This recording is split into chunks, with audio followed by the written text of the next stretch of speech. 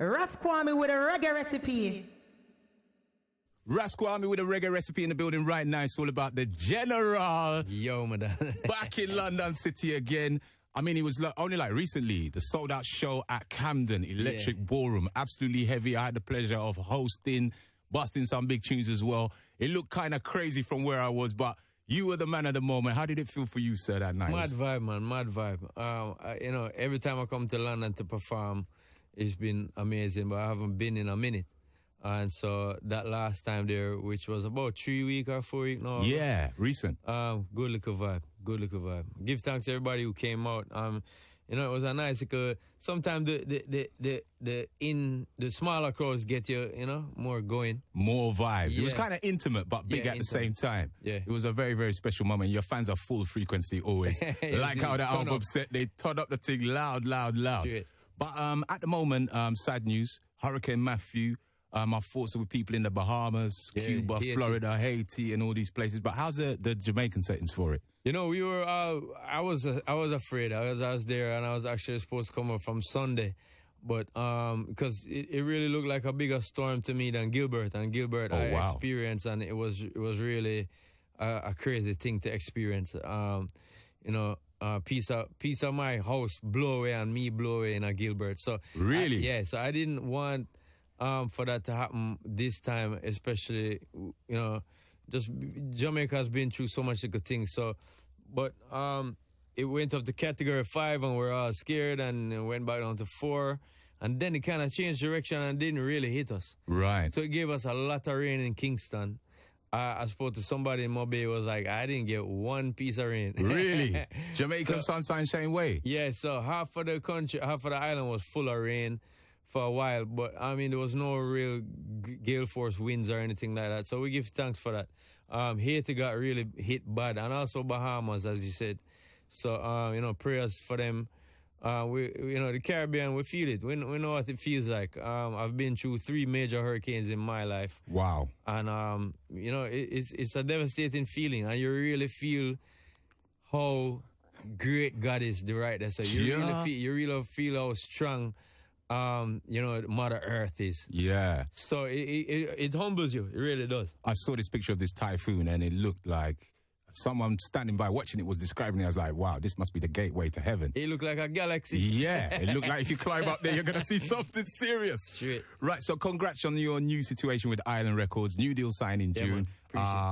Absolutely heavy. To date, you've sold over 15 million albums, and the singles is just, I can't even count the number. Immense. More than Sand on the Shore. Yeah, but 17 years and counting deep since your debut album, Stage 1. What's the secret to longevity from the opinion of Sean Paul as a man who's doing it and living it?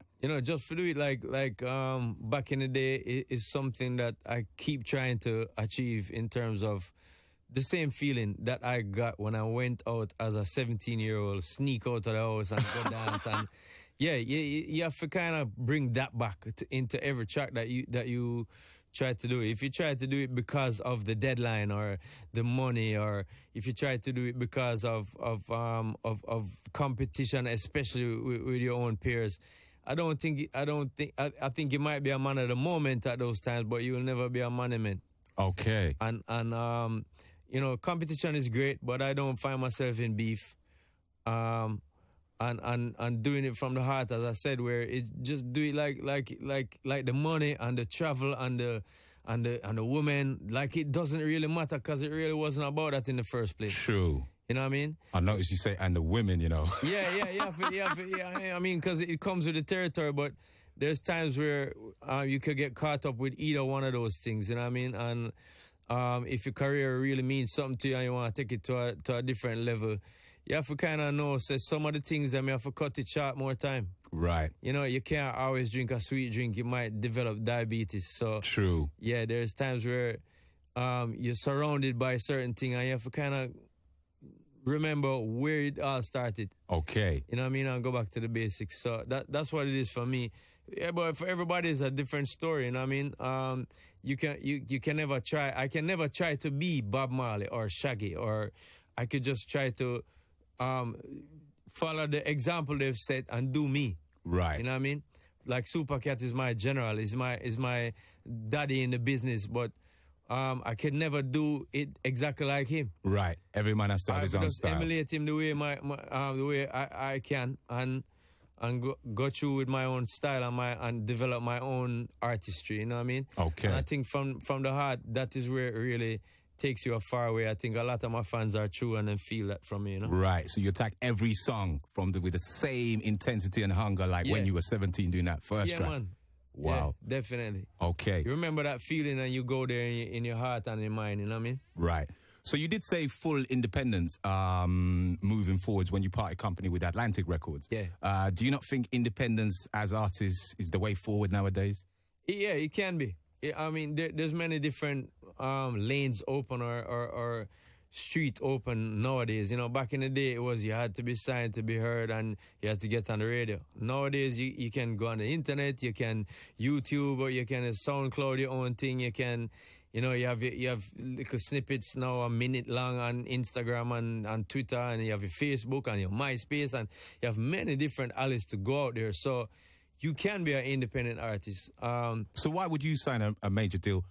Given that you've got the fame and the following already, and you can implement what you just said? It's a good question because a lot of people asked me that from the beginning. Like, how come that when the news about Island came out, they just gave me a very favorable deal.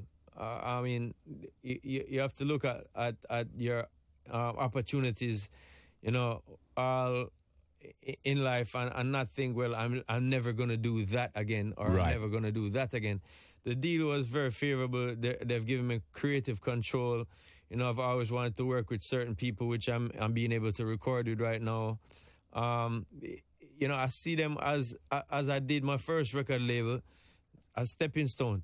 People to help me to get to where you want to go. Yeah, and where I want to go is my audience. I can get there quicker than on my own Facebook, which happens to have more than 11 million people, but it's just a wider push. They have other artists, they have other things at their fingertips. So, you know, it's not a game for everybody to play. And I think that some artists would be better at being independent right now. Right. I did that for the year, and I got to a point where I was buzzing back where people like Island Records and other record companies kind of came around to see what I was doing and saying, hey, let me hear what you're doing in the studio now. Wow. Because I just kept doing singles in Jamaica. So it led me to get back a buzz and get on a label again. True. For other people, they don't have to take it. You know, they could basically do what they're doing, as I said. But I just saw a favorable deal, and I saw a way to push my music, which I have a lot of right now, to a mass of people. So, yeah. You stepped forward and did that. Yeah. So your collaborations list over the years is kind of huge, from like Damian Marley, Nicki Minaj's, Fuse, ODG, Conscious, all the way to the Sia and the Major Lazer, all Enrique. Iglesias is being blessed with the talent. In terms of favorite people that you've come across to work with, has anyone's skill set stood out that you really admired or thought, yeah, I really appreciate this artist? Yeah, Beyonce was just like dead on in terms of she knew what she wanted from the beginning. Right. There's artists like, you know, even myself, when I'm writing a song, sometimes I kind of start somewhere, and where I thought it would end up, it's in a different direction. She seemed to be a kind of person that just knew from the get-go what she wanted out of the project. And so that was inspiring to see, because a lot of the times artistry is art and craft, right? So you use your craft in the business, and sometimes it's not always as artistic. With me, I'm a more artistic. I like to sit down and pray and think. Right. And I think where persons like her is concerned, at that point in time, she had her artistry so down pat that she was just doing the craft. Okay. I mean? That's doing natural. That thing. Big up to Rihanna too. She came to Jamaica, and I really loved that. You know, most of my other recordings I did over on the internet, or I went to where they were and recorded with them. Rihanna came to Jamaica, felt the vibe of you know, just the people, the studios, the street. We went to street dances, we went to clubs, we went to the beach. She made me feel proud of my music in terms of her wanting to check it out that much. Okay. And go to the Bob Marley Museum and eat at the restaurant there and be like, oh, wow, and I'll twinkle-eyed because of it. You know what I mean? I felt like other people were just like, oh yeah, he's hot right now, get him on our record. That's kind of like how I felt with most other artists. And I appreciate the work, and I did it same way, like, you know, but Rihanna wanting to come to Jamaica was just a special thing for me too, because she's someone who was getting a lot of international acclaim at the time. Wasn't as big as she was now, but that was a cool look and a cool vibe to be able to show somebody my perspective, how we just do our thing. Crazy. Right, so you're kind of unique amongst dancehall artists in terms of, like, you have massive mainstream appeal, which is kind of clear from the amount of pop success you've had. How do you actually do that? Have mass appeal while still retaining a hardcore kind of edge? Because you can go from, like, in the last couple of years, like nowadays, you can go from Sia Cheap Thrills to, like, the Champ Rhythm with Pepper in them, and suddenly it's Versace shoes, I step on them, and I'm like, wow, how does this guy do this? Keep that balance. How do you actually do that? Well, you know, what I look for in a rhythm is mainly the hardcore dancehall stuff, but, you know, there's other stuff out there. As I said, music is broader than just dancehall. So I do dancehall, and I come from that perspective, but, like, say when Little Mix come and give me a pop track, I try to put my dancehall on it in terms of what I do, and try not to sound, you know, I try to give people what they came for, you know what I mean?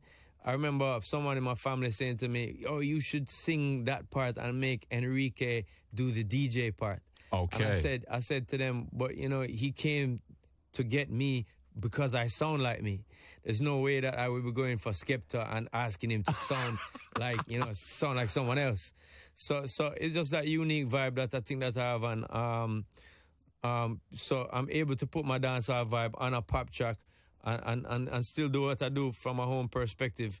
You know, the rhythm still inspire me, the young artists still inspire me at home, and that's kind of how I balance it out. I never want to, you know, fully go pop or just fully just be, you know, in the dancehall realm. I think I've proved myself dancehall wise and become bigger than certain things in the genre right now, and I just want to experiment and go out there, but I want to keep my foot and in what's happening in Jamaica and take part in the history of what happens at home. Right. Sure. So in terms of, like, there's hardly any dancehall artists who actually have managed to emulate what you do. Why do you think that is? Why do other dancehall artists not go mainstream or not go mainstream for very long at all, if at all? Yeah, I mean, there's many different factors. I can't really tell you why this one or that one, but I can tell you people who I look towards to think that they'll be bigger someday internationally. People like Conscience, a young artist such as Jamil. I think that, you know, people like them have a long way. Not that they're far from being hot, but what I mean, as in a long way, I mean they have a lot of years in this industry. They're great artists. They put out good music. They have a great work ethic. Just like me back in the day. I mean, when you said 15 years or 17 years ago, but I really started way before that in Jamaica. Wow. In 2000, in 94, 95, I was writing demos. Got my first single out in 96. So. Maybe these years are the times for Conscience and people like Jamil and Busy Signal, people who I think can really make a mark on the industry in a different way. Maybe these are the years that they were doing before their kind of stage one. You know what I mean? True. Hopefully, and I will always look to kind of present people like now with Chiching and Crickneck.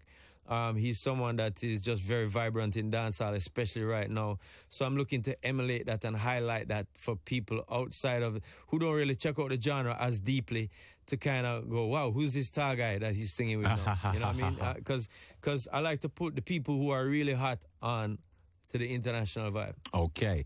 Well, Sean, I know you're a very, very busy man this weekend, so I have to say thank you for blessing us with your presence on the show. One question that I really wanted to ask, and I did actually want you to perform your little party trick where you do the handstand and see if anyone can push you over. Can you still do that? You got the party trick. You do handstands and no one can push you over.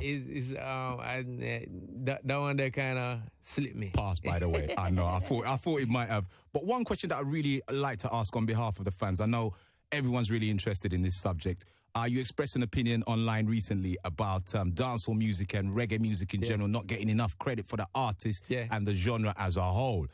Could you just give us your thoughts on that, real briefly on that, because I really want people to hear what you think about that. I just think that we, as a genre, have been very underground for the longest time. And when I started doing it, I didn't think, I'm going to be bigger than this artist or that artist. I just wanted to do dancehall.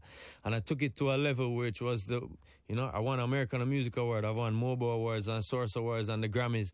And I took it to a very international level. And to see that people sometimes just come and, use what they want and sometimes don't give the credit, it's kind of disheartening. But at the same point in time, who is using it, I see that they like it. And I see that our fans, the fans of dancehall and reggae music, have remained true and grown in numbers over the years. So till other artists want to do it. Right. So I can't be fully, against what they're doing. But at the same point in time, when the point is brought up of, do they give enough credit? There's sometimes I don't think enough. When you talk about rappers or hip hop people, you would say, West Side. They're from there. Right. There's someone is from the Bronx. I'm going to shout out the Boogie Down. Well, when we from Jamaica, we are shout out Jamaica, and other people when doing the music, like I would say, even Drake and Lil Wayne, he sounded like Lil Wayne in the beginning, and him shout out Lil Wayne and big him up and say, yeah, Lil Wayne down south style of rap, that's what he's doing. Credit. So yeah, the credit is just it's a little part of the game, and it's not nothing that I would be totally upset about. It's just something that I mentioned in an interview, and I kind of want people to know that we have played a big part in the hip-hop game and in music in general.